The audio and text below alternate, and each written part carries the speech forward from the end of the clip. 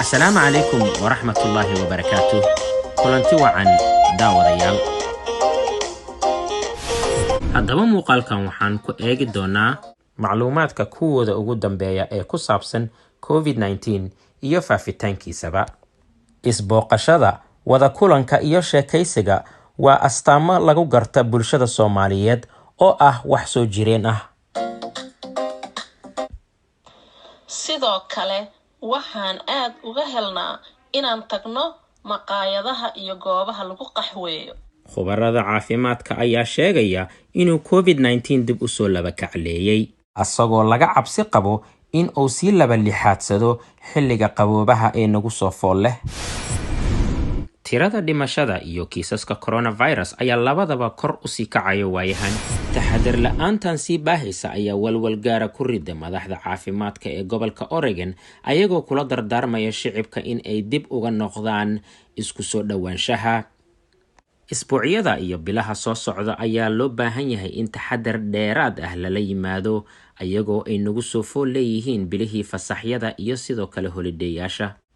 Waa in taxadar fara badan la muujiyaa haddiiba laga maarmi waayo in la isbooqdo oo la isu yimaado.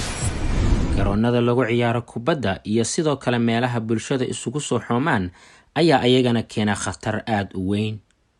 waxaa wanaagsan in laga fogaado kulamada gudaha amase waxa loo yaqaano indoor gatherings.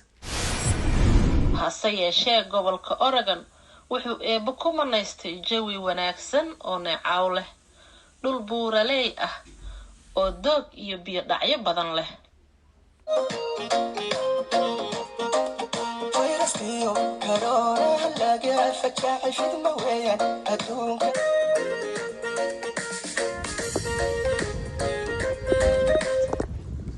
annagoo soo gaarnay dabayaaqada barnaamijka, sababta aan ugu celcelinayna fariimahan waa muhiimadooda gaarka ah.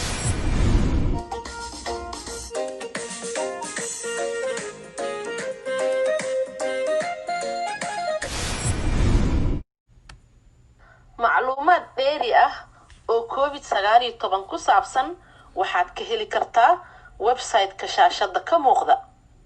fadlan la soco xalqooyinka warbixineed ee soo socda. mahadsanidin.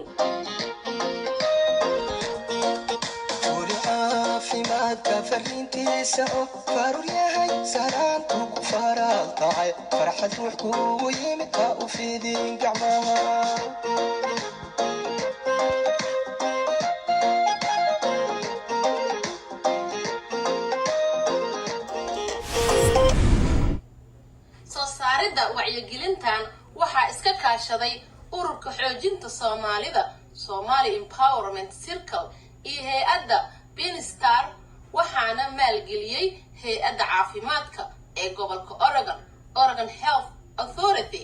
macluumaadka videogan waxaa laga soo xigtay xarunta xakameynta cudurrada faafa CDC iyo hay'adda caafimaadka ee gobolka Oregon.